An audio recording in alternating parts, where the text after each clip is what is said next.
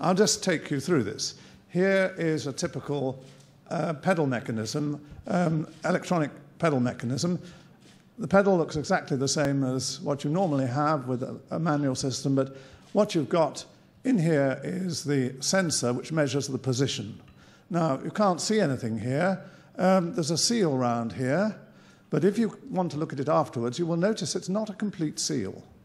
There are places there where moisture could get in, and more significantly, there are places, if you look underneath, where the moisture can get in. This is not a hermetically sealed package. Now, let me take a pedal where I've just cut through the material here, round the edge, and you can see you can take out the electronics here altogether. And it's contained in a little pocket, and at the bottom of the pocket there's a hole leading out to the atmosphere. So this goes in here, and if we look on this, you may be able to see one little rectangular black chip. It's got 14 pins on it. I'm not going to attempt to point with my finger. 14 little connectors on it. That the two sensors are contained in that chip. They're not electrically connected. They are isolated, but they're on the same chip. Now, the important thing is that the leads from that come out through this end here. They go back to the engine control computer. It's coupled all the way by magnetic coupling. So if you start getting a transient coming into this from somewhere else in the engine, it'll affect both sensors equally. Anything is likely to affect, it can affect both of them at the same time. And as Dr. Gilbert pointed out, the problem is that the failure, software can't detect when it can detect a single fault if one of the sensors goes wrong or the other sensor goes wrong. But if both sensors go wrong by the same amount, the difference between them remains the same. And for example, if you put a magnet close to here, you'll get the voltage changing equally on both, and you won't detect it. It'll just look as if you've moved the pedal by a small amount. So basically, the strategy for detecting faults is wrong. It doesn't cover all possible cases. It covers a lot, but not all of them. Not sufficient. I think the point is that if you're going to have a dual redundant system, which is a good thing, as Joan has mentioned, it's very important that in electronic terms, if you want to have an effective solution, to have different technologies in each of the two lanes. Because then when EMI hits, you're going to get a different effect resulting in the two sides, and then at least you'll be able to detect more probably that one of them has a problem. So that's not happening in for example, the Toyota case. All the wiring for the two sides is shared in the same duct. The sensor, both sensors are in a tiny area, and if there is EMI, they're both likely to get hit with the same stuff. If they were different technologies, then you would be able to sense that. But the way it is now, you don't. That's it. Yes, go ahead. Wait for the mic, please, and say your name again. Neil Rowland, Automotive News. As you may know, Toyota has hired the Exponent consulting firm to test for electronic defects in its vehicles. From what you know about their testing, if you know, is there a possibility that they will get to the root of the problem? Who are you directing that question to? Any of the engineers that... Okay. Mr. Anderson, yeah.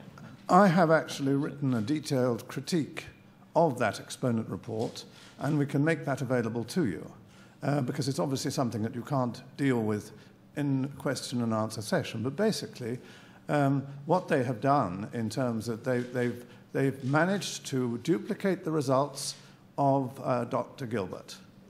And they've shown that Dr. Gilbert was in fact correct. He did quite standard run-of-the-mill kind of diagnosis testing that any engineer would do. There's nothing exceptional about what Dr. Gilbert did. He's a skilled diagnostician, and what he did was, in my opinion, was absolutely standard. And they didn't do any more than what he did. They reproduced his results. But I think what is fair to say is that if you go further and look within the pedal itself, you can get more effects. And I'd like to refer, and you'll find this in my report, to the 2007 NHTSA report that was on the Toyota Lexus, in which they investigated. They found that they could, if they put a magnet near to either the throttle sensors or to the accelerator pedal sensors, they could get a change in speed of 1,000 RPM, which indicates that there are possibilities for doing things which aren't normally expected. It's something that needs investigating. To follow up, you're referring to Exponent's counter to Dr. Gilbert's testimony. Exponent is also doing a longer-term study for Toyota of the whole electrical defect issue. Are you familiar with it enough to comment on whether the potential effectiveness of that study? Is this a report that's been published? No. It's a report. There's an investigation they're doing on behalf of Toyota. Well, I can't comment until I've seen the report, but I could make suggestions as to the sort of things that they should look for. Is that what you're... No. My question assumes a certain basis of knowledge. Does anyone else want to comment? Clarence, do you want to comment on that?